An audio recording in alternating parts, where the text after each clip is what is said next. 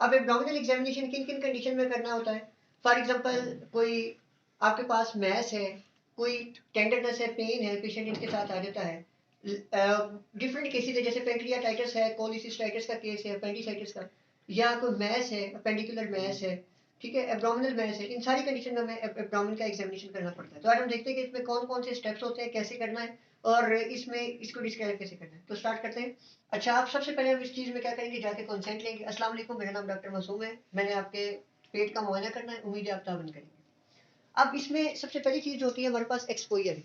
Exposure जो है ना, अब ये है कि यूएस में ये है कि एक्सपोजर वो कहते हैं कि आप निप्पल तक कर लें, ठीक है, और यहाँ से मिड थाई तक कर लें। लेकिन हमारे जो, हाँ, हमारी सेटिंग में जो एक्सपोजर होता है वो अप टू लीफिस्टर्नम यहाँ पे, और यहाँ से प्यूबिक सिम्फिसिस तक हम ये एक्सपोजर करते हैं। ये प्रॉपर एक्सपोजर हो गया एब्डोमेन का, प्रॉपर एब्डोमेन का एक्सपोजर है ये एक्सपोजर। हाँ। अब एक्सपोजर करने के बाद फर्स्ट ऑफ ऑल हम क्या करेंगे, पहले एब्डोमेन की हमने देखना है। कोई भी एग्जामिनेशन जब हम किसी भी बॉडी के पार्ट से करते हैं, उसके 4 स्टेप होते हैं: inspection, palpation, percussion and auscultation. अब इसमें फर्स्ट ऑफ ऑल हम इंस्पेक्शन करेंगे। इसी तरह एब्डोमेन की शेप को देखना है आपने। अब एब्डोमेन की शेप कैसी होती है? 4 तरह की शेप हो सकती है। हाँ, पहले यहाँ से मैं देखूंगा, फिर इसको मैं फुट हैंड साइड पे जाके, फुट हैंड पे जाके वहां से भी एब्डोमेन की शेप को देखूंगा। अच्छा, अब शेप ऑफ एब्डोमेन में हमने देखना है कि 4 तरह की हो सकती है। फ्लैट हो सकती है, ऐसे उभरा हुआ आपको लगेगा। उभरा हुआ ये है कि आप देखें, ये ज़िफिस्टर्नम है ना, ये एब्डोमेन है। अगर दोनों इक्वल लेवल पे नज़र आ रहे हैं तो ये फ्लैट है। अगर आपको ऐसे लगता है कि एब्डोमेन नीचे गया हुआ है, ज़िफिस्टर्नम मोर प्रोमिनेंट है, तो इसको scaphoid shape of the abdomen कहते हैं। और अगर ऐसे कि ज़िफिस्टर्नम यहाँ पे एब्डोमेन थोड़ा सा उभरा हुआ महसूस होता है, दिस इज कॉल्ड प्रोट्रूबरेंट एब्डोमेन। इसको कंफर्म करने के लिए हम ऐसे रख लेते हैं, यहाँ पे कोई चीज़ रख देंगे, जैसे ये बुक है इस तरह। तो इसमें देखेंगे, अब देखिए यहाँ पे बिल्कुल दरम्यान में स्पेस नहीं है, तो ये फ्लैट है, तो shape of the abdomen is flat. अब देखिए यहाँ पे आपको कहीं पे विजिबल पल्सेशन नजर नहीं आ रही। आपने इसमें, अब जब शेप इंस्पेक्शन में एब्डोमेन को डिस्क्राइब करना, तो फर्स्ट ऑफ ऑल क्या देखना है, अम्बलाइकस देखें। अम्बलाइकस की पोजीशन की बात करनी है। सेंट्रल हो सकती है, या बाज़ बात ये क्या हो सकती है, पैरासेंट्रल साइड से, इस थोड़ी सी साइड पे होती है। इसके अलावा इसकी शेप देखनी है। अब देखिए, ये नॉर्मल शेप ऑफ द एम्बलाइकस है। बाज़ बात क्या होती है कि ये बाहर की तरफ ऊपरी होती है, इवर्टेड। ये बाज़ बात ज़्यादा डीप होती है, ठीक है। तो शेप ऑफ अम्बलाइकस, तो यहाँ पे सबसे पहले, उसके अलावा हमने क्या देखना है, कोई विजिबल पल्सेशन तो नहीं आ रही है एब्डोमेन के ऊपर, कोई प्रोमिनेंट वेन्स तो नहीं है, कोई प्रीवियस सर्जरी का स्कार मार्क तो नहीं है। तो यहाँ पे अब हमने सारी इंस्पेक्शन में स्कार मार्क देखा, विजिबल पल्सेशन देखी, प्रोमिनेंट वेन्स देखी, shape and the location of the umbilicus हमने देख ली। तो अब ये इंस्पेक्शन हमारी हो गई है कंप्लीट। अब इंस्पेक्शन अगर मैं डिस्क्राइब करूंगा तो मैं कहूंगा कि I examined a young man lying comfortably on the bed on inspection. Shape of the abdomen is flat. ये देखिए, shape of abdomen is flat. There is no visible pulsation, prominent veins, scar mark of the previous surgery. Shape of the umbilicus is normal and it is central in position. ये सारी हमारी जो abdomen की inspection है, ये उसकी जो है एक्सप्लेनेशन है। मेन चीज़ आपने ये देखनी कि उसको कहना है, आप ज़रा गहरा सांस लें, गहरा सांस लें। हाँ, अब इसमें हमने लास्ट में एक फाइनली क्या चेक किया है कि आपने रेस्पिरेशन का एब्डोमेन के लिहाज से पैटर्न देखना है। अगर एब्डोमेन ज़्यादा प्रोमिनेंट आ रहा है, एब्डोमेन ज़्यादा मूव कर रहा है, तो हम इसको कहते हैं एब्डोमिनोथोरेसिक। अगर एब्डोमेन कम मूव कर रहा है, थोरेसिक ज़्यादा मूव कर रहा है, थोरेसिक एज को देखना है, तो इसको कहते हैं थोरेको एब्डोमिनल। अब दोबारा सांस लें, डीप सांस लें, ठीक है। यहाँ पे एब्डोमिनोथोरेसिक है इनका, क्योंकि ये देखें एब्डोमेन की मूवमेंट ज़्यादा हो रही है, तो एब्डोमिनोथोरेसिक इसका है। ये हमारी हो गई इंस्पेक्शन कंप्लीट। लेकिन ये याद रखें, वेरी मच इंपॉर्टेंट है, अपने ये अक्सर स्टूडेंट मिस कर देते हैं, पैटर्न ऑफ रेस्पिरेशन एब्डोमेन का ये लाजमी दिखना होता है, ठीक है। तो ये हमारी इंस्पेक्शन होगी कंप्लीट। अब हम आ जाते हैं दूसरी चीज़ पे, पैल्पेशन पे। अब पैल्पेशन में आपने क्या करना है, पैल्पेशन के 3 पार्ट्स होते हैं। पहली होती है सुपरफिशियल पैल्पेशन, दूसरी होती है डीप पैल्पेशन, तीसरी होती है पैल्पेशन ऑफ विसरा। अब देखिए, ये एब्डोमेन है, आपने क्या करना, सुपरफिशियल पैल्पेशन में ऐसे स्मूथली हैंड्स के रखने। आप एक पैटर्न फॉलो करेंगे लेफ्ट इलियक फोसा से, क्योंकि मैं राइट हैंडेड हूँ, तो right handed person right hand से साइड से अप्रोच करेगा, तो ऐसे हाथ रखेगा, फ्लैट बिल्कुल, बिल्कुल पेन फील ना हो पेशेंट को, ऐसे स्मूथली है हाथ रखेगा लेफ्ट इलियक फोसा में, और ऐसे सुपरफिशियली जाएगा, ऐसे ऐसे बनाते हुए, ऐसे ऐसे, ये अम्बलाइकस को स्पेयर करना है, ऐसे, फिर ऐसे करना है। दोबारा करके दिखा देता हूँ, बिल्कुल ऐसे स्मूथली हैंड रखना है ऐसे, और इसको एस शेप पैटर्न में ऐसे बनाना है, ऐसे ऐसे ऐसे, और ये ऐसे। ये सुपरफिशियल पैल्पेशन होगी। सुपरफिशियल पैल्पेशन में हम देखते हैं यहाँ पे कि अगर हमें कोई नोड्यूल, कोई स्ट्रक्चर उभार सा हमें महसूस होगा, तो फौरन हमें वो सुपरफिशियल पैल्पेशन पे मिल जाएगा। अब यहाँ पे इनके कोई नोड्यूल नहीं मुझे नजर आया, कुछ नहीं मिला। अगर नोड्यूल होता, फर्स्ट क्या मैं ऐसे सुपरफिशियल पेल्पेशन कर रहा हूँ, यहाँ पे कोई नोड्यूल मिलता तो मैं फौरन क्या करता, टांग उठाए, टांग ऐसे सीधी ऊपर उठाए, इसको कहते हैं स्टेट लेग रेजिंग टेस्ट, मिल जाता है। फर्स्ट क्या यहाँ पे नोड्यूल मिला है तो मैं इसको कहूँगा दोनों टांगे ऐसे सीधी उठाए, ऐसे ऊपर। अगर ये उठाने से यहाँ पे नोड्यूल ज्यादा प्रोमिनेंट हो जाता तो हम इसको कहते हैं कि एक्स्ट्रा एब्डोमिनल मैस है। अगर ये नोड्यूल यहाँ पे मौजूद होता, जब ये टांगे ऐसे सीधी करता पेशेंट, दोबारा टांगे ऊपर करे, दोनों टांगे उठाए, हाँ ऐसे, इसको कहते हैं स्टेट लेग रेजिंग टेस्ट। इससे अगर वो नोड्यूल जो यहाँ पे मुझे लगा था वो लेस प्रोमिनेंट हो जाता, खत्म हो जाता, तो वो इंट्रा एब्डोमिनल मैस था। तो इस तरीके से हम intra abdominal extra abdominal mass को डिफरेंशिएट कर लेते हैं। या हम ये कह सकते थे हेड उठाएं, सर उठा के भी कर सकते हैं। सर उठा, जब वो पेशेंट सर उठाएगा तो एब्डोमिनल मसल टाइट होंगे, इसकी वजह से भी अगर मैस खत्म हो जाएगा तो इंट्रा एब्डोमिनल मोर प्रोमिनेंट हो जाएगा तो एक्स्ट्रा एब्डोमिनल है। तो ये की पॉइंट है। सुपरफिशियल पेल्पेशन पे क्या देखते हैं, एस शेप पैटर्न में ऐसे जाते हैं, इस पे नोड्यूल देखते हैं। नोड्यूल को कंफर्म करने के लिए हम स्टेट लेग रेजिंग टेस्ट करते हैं या हेड रेजिंग टेस्ट करते हैं, इससे हमें intra abdominal extra abdominal mass का पता चलता है। अब हम आ जाते हैं डीप पेल्पेशन में। डीप पेल्पेशन भी इसी तरह आप एस शेप पैटर्न में करेंगे, स्मूथली ऐसे हाथ रखेंगे इसके लेफ्ट इलियक फोसा में। डीप पेल्पेशन के लिए ऐसे स्मूथली अपने हैंड रखना है, कभी भी ऐसे नहीं लेके जाना हाथ को, ऐसे बिल्कुल स्मूथली ऊपर फ्लैट हाथ रखना है। इसके बाद ऐसे आहिस्ता से इसने प्रेस करके ऐसे ऐसे मूव करते ऊपर जाना है। ये डीप पेल्पेशन है, एस शेप पैटर्न में जा रहा हूँ।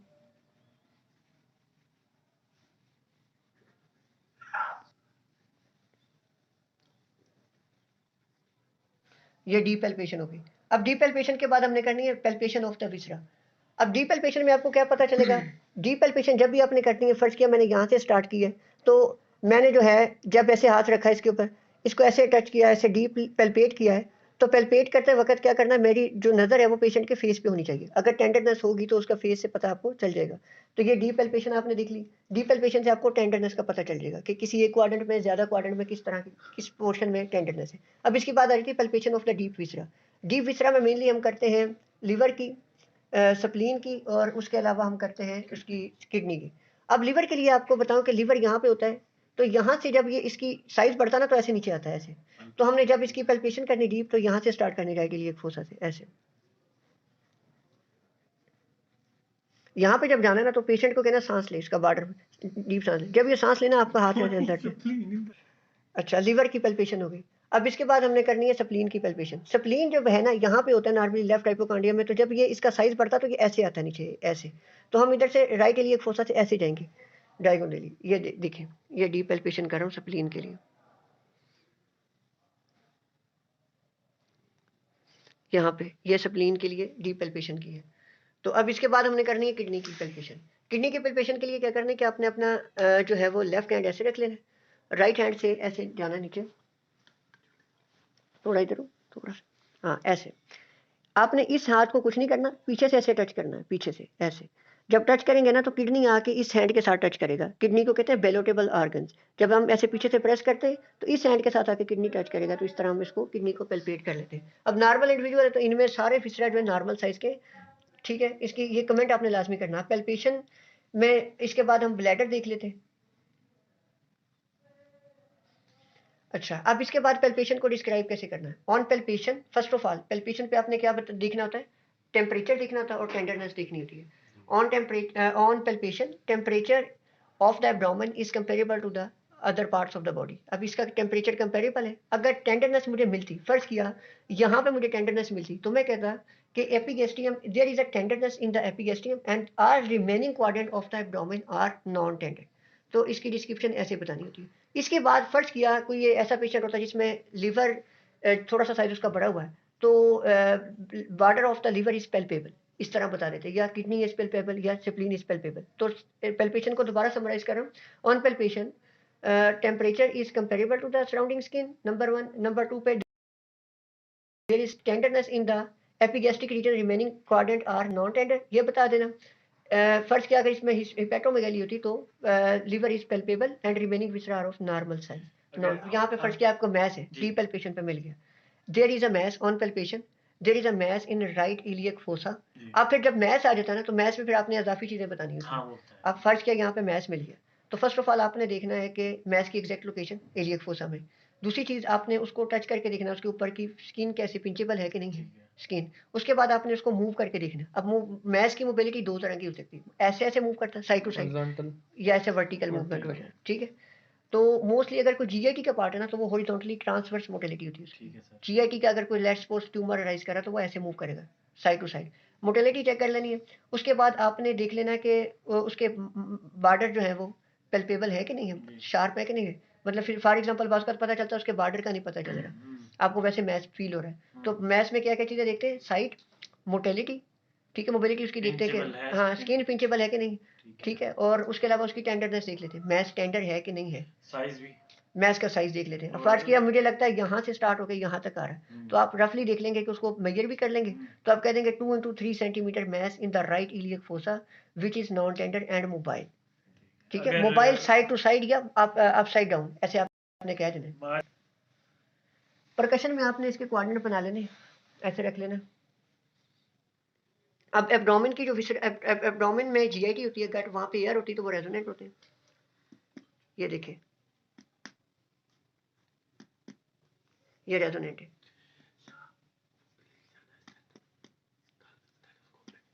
ये रेजोनेंट है, अच्छी आवाज आ रही है। अब देखें, यहाँ आके डालो, ये देखें, यहाँ पे रेजोनेंट है, एक हाथ एक उंगली मारो, इसे यहाँ पे देखें, यहाँ पे डालो। ये बाद लास्ट में हम इसका स्टेप देख लेते हैं, ऑस्कल्टेशन। ऑस्कल्टेशन के लिए अपने नॉर्मल बाउल साउंड देखनी होती है। ये देखिए, इसकी डिटेल बताना यार।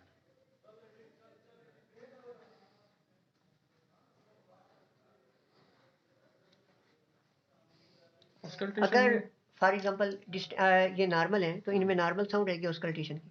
अगर इंटेस्टाइनल ऑब्स्ट्रक्शन होगी, इसी मैच की वजह से ब्लॉकेज हो गई ना, तो साउंड हाइपर रेजोनेंट हो जाएगी, कानों में ज़्यादा साउंड आएगी।